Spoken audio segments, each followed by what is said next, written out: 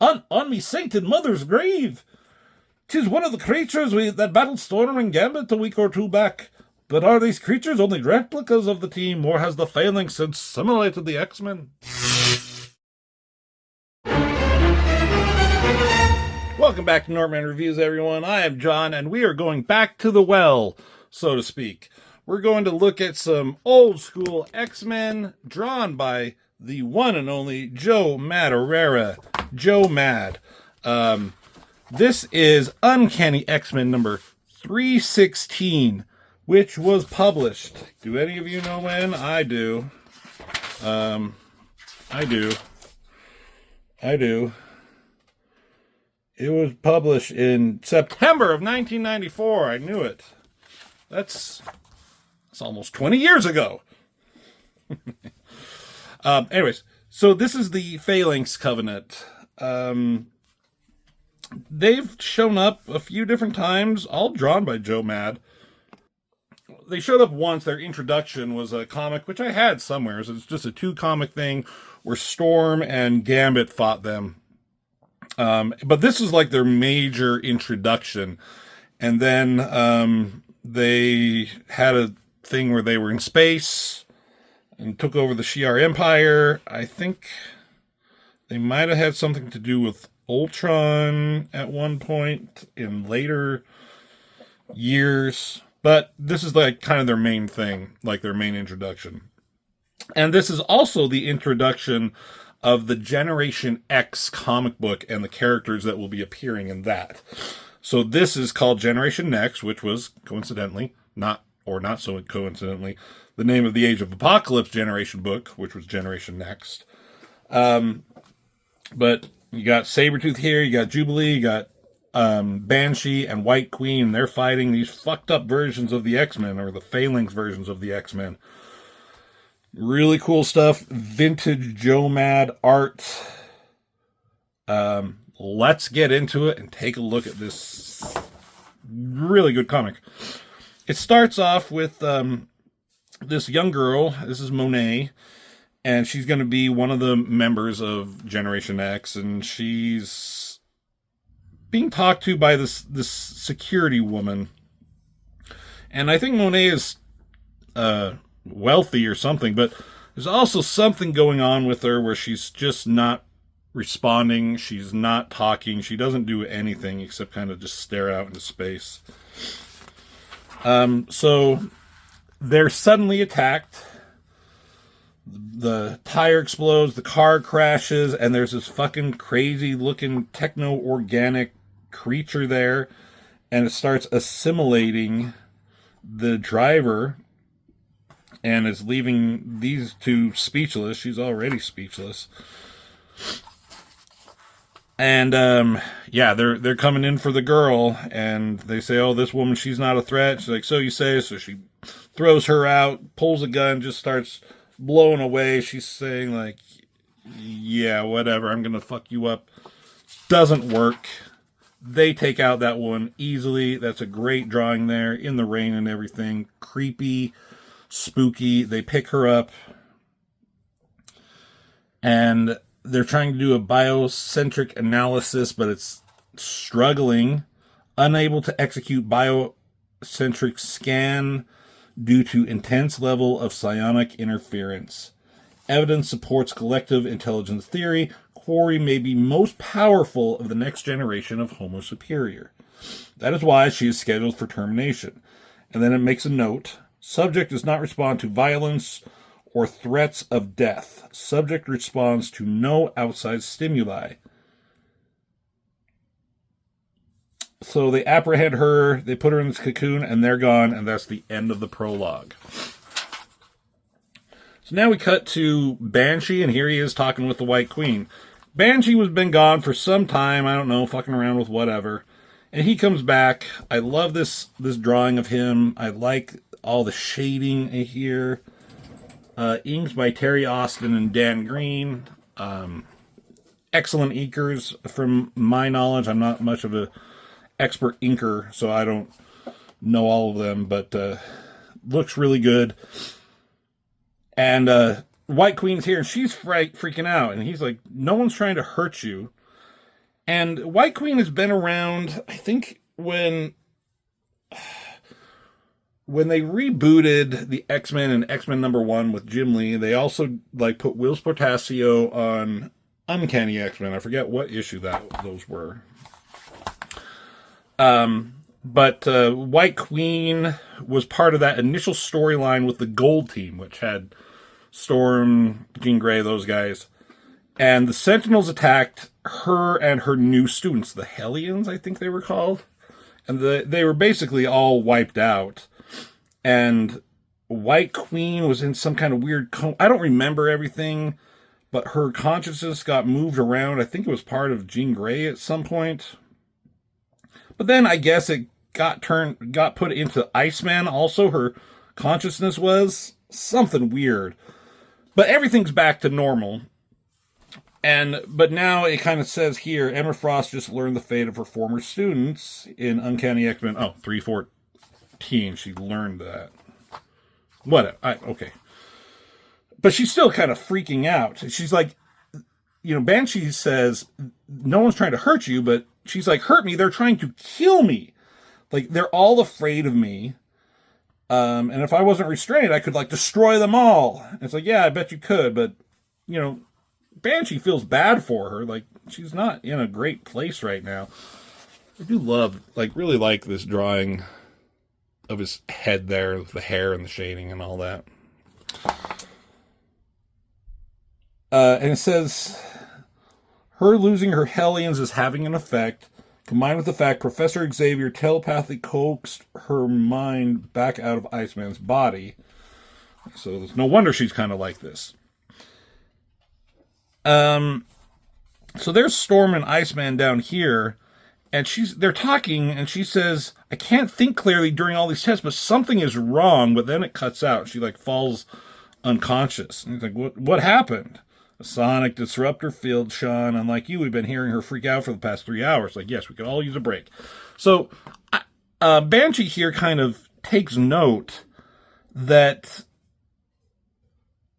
both Iceman and Storm have had run-ins with Emma Frost, where they're telepathically possessing their bodies.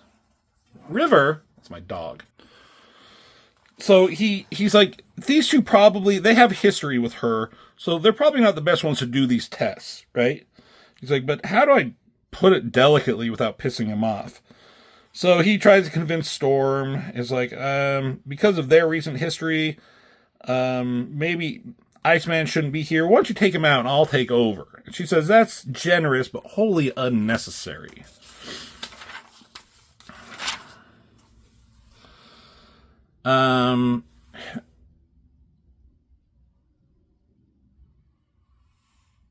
So, I don't know. She's saying, Professor Xavier left very specific instructions. You don't need to worry about it. She's rushing him out. And he keeps trying to say, but she keeps interrupting him. It's like, just trust me.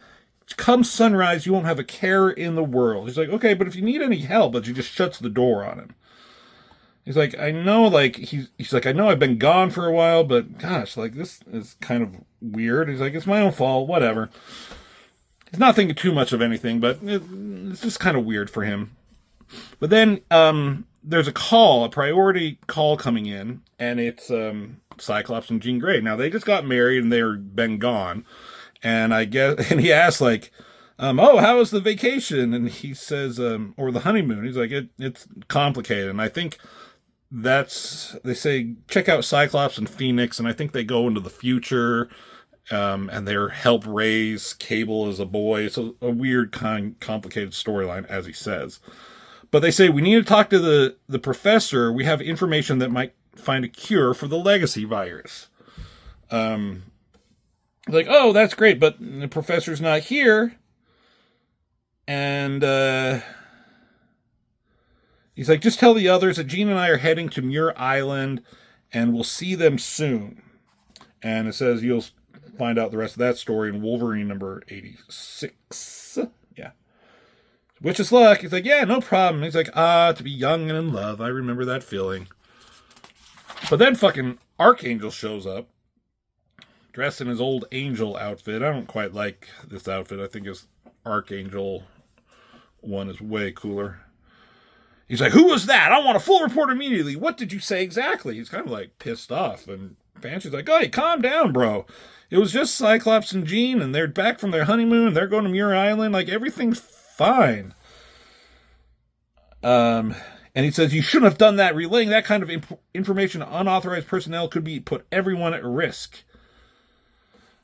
And they're like, they're your best friends. They're not unauthorized personnel. He's like, oh, you're right. I'll just phone ahead and alert Muir Island they're about to get company. He's like, but in the future, we'd all appreciate if X-Men communiques were handled by X-Men. Are we clear? And he's fucking pissed off. Something like, Banshee's like, oh, okay, dude, whatever. I've always liked this drawing here. It's just simple, but the folds in like the sweats and the sweater. I mean, he has a huge upper torso and huge like arms, but that's just the style. But he's changing. He's going to get ready for a little bit of a workout. He's kind of thinking to himself like, oh, it's just everything's weird, but it's just I've been gone for so long. It is what it is. So he goes in the danger room and he's like, it's occupied and locked. And he's like, who's in there? And it says Jubilation Lee.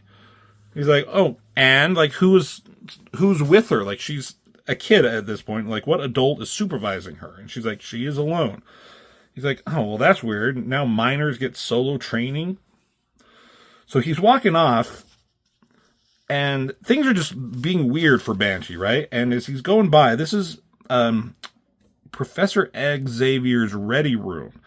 And he's not there. It says access is strictly prohibited, but Psylocke is coming out of there. And he's like, his first instinct is to call out, but for some reason, he decides to hide. So he just like kind of backs off in the shadows. That's that drawing's kind of funny looking to me. He's like, but here he is, like word balloons, thought bubbles. He's thinking to himself, like, I don't know what's more odd, that she would be in the only off-limits room in the entire mansion while the professor's away, or the fact I managed to hide in the shadows from a ninja-trained telepath. Like, he shouldn't have been able to do that. She should know that he's there. He's like, more importantly, I was like, if I go through that open door, there will be no turning back if he sees what's inside. And what's inside is Gambit and Bishop. And they're like, hey, how's it going? He's like, no, I just came to look for Charles. Since no one is allowed in here, I just assumed he left the door open. He's like, no, nobody but us. We're just doing some work while the professor's away. And Banshee's like, oh, yeah. He's like, it's almost impossible to keep track of the man since he started walking again. And they just keep talking. It's like, oh, it's not our place to question. And it's like, okay, we'll see you. And Banshee just hides behind. He exits as soon as he can. And if you know, at this point, Professor Xavier ain't fucking walking. So when he says it's impossible to keep track of him since he started walking, these guys didn't react to that. So now you got this Generation X ad, basically, with like all this information, a timeline, Cyclops timeline. What does it say? An eye on the past and future of the first and greatest X-Men. That's cool. We're not going to look through that.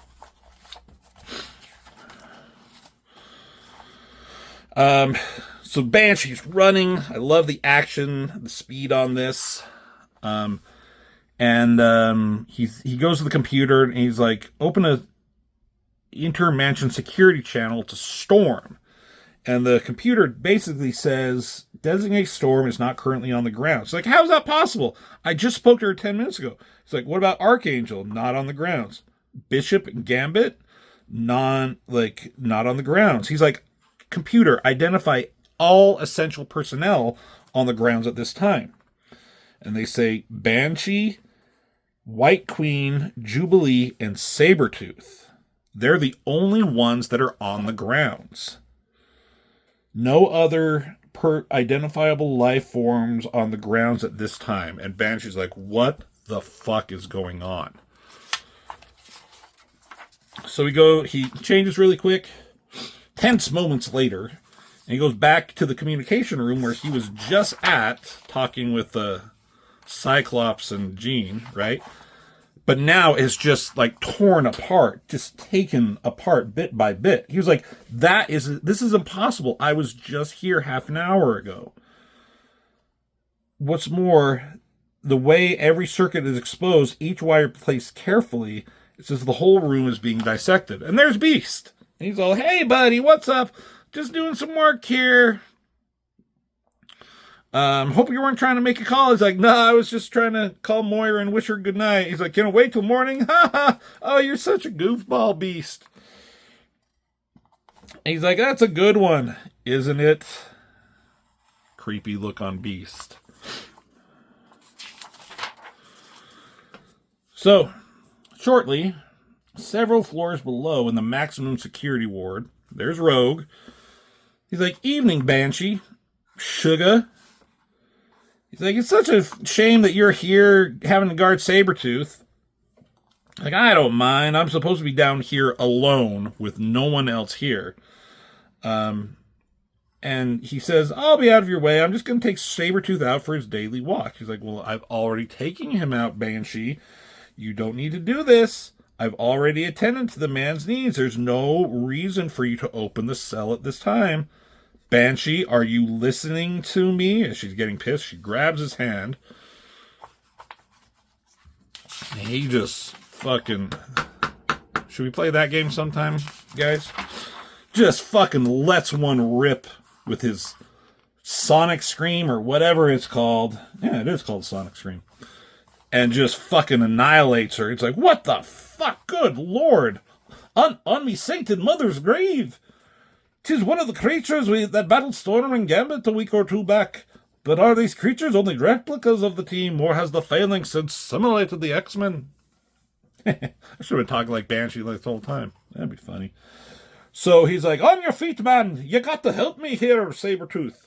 So Sabretooth, he wakes up. He's like, I was counting on one of you stupid X-Men to figure things out eventually. I just didn't think it'd be you, Irish.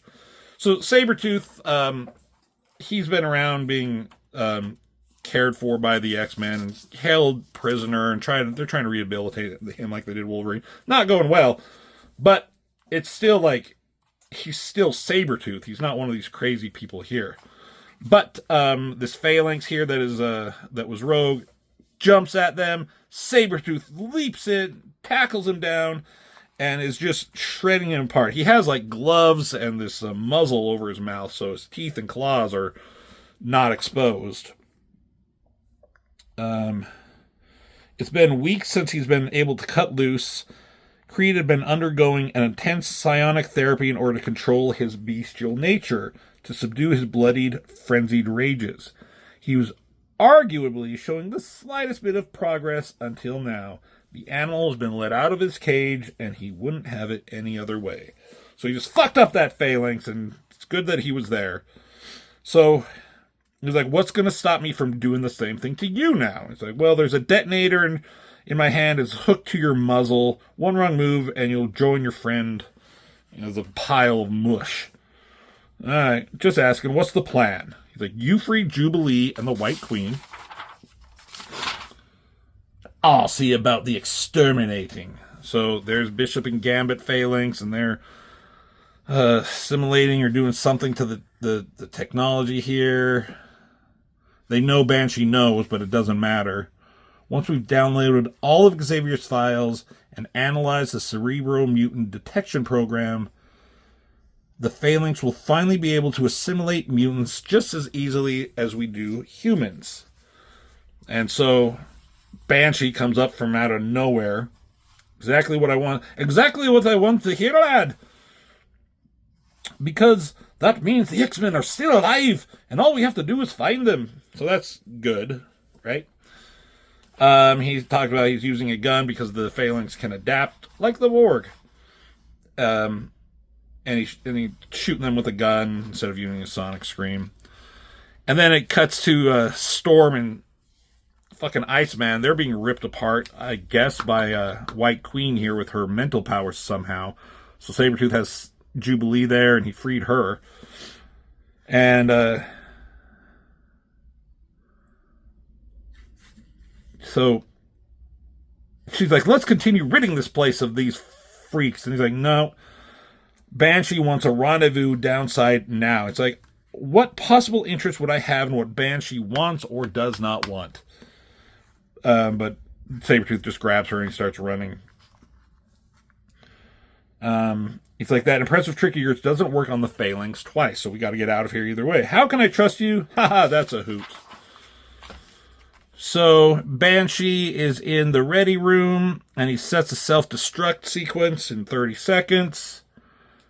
And he's like, Cerebro, show me what program was running a moment ago, and it's showing the life signs or the signature files of these 4 names: Monet St. Croix, Everett Thomas, Angela Espinosa, Clarice Ferguson. They're the ones that's going to be in Generation X. He's like, they're going after the children. He's like, do they know where these mutants are? Blah, blah, blah, blah, blah, blah, blah. It doesn't matter. And, I don't know. These guys come running in. Banshee don't fucking give a fuck. He drops down into a big hole, I guess. And there's an explosion. I don't know what explodes. Is it the mansion entirely? It's a lifetime of information. Maybe it just destroys Cerebro. But he lands down. He joins up with Sabretooth and White Queen. And he says, what's next? Or what, are we going to search for the X-Men? He's like, no. They're going after children, young women, men and women we would have eventually contacted. They are the next generation of Homo Superior that we have to find before the Phalanx does. So that's a great opening intro. This is a 4-issue thing. It goes through 2 issues of Uncanny X-Men and 2 issues of X-Men. And I just love this. It shows, like, I've never really cared for Banshee. I never disliked him, but this was like kind of the first time when Banshee was put into the spotlight that I've seen, and it was just really cool to see him kind of be a competent character, a little bit of a badass, and the mystery of him discovering what's going on is just very well done. Very, everything was creepy, told very well. Who was the writer at the time? Scott Lobdell. So, there we go. Uncanny X-Men number 316, Phalanx Covenant Generation Next, Part 1. And we'll be looking at the other parts as we go along. Thanks for watching. See you next time.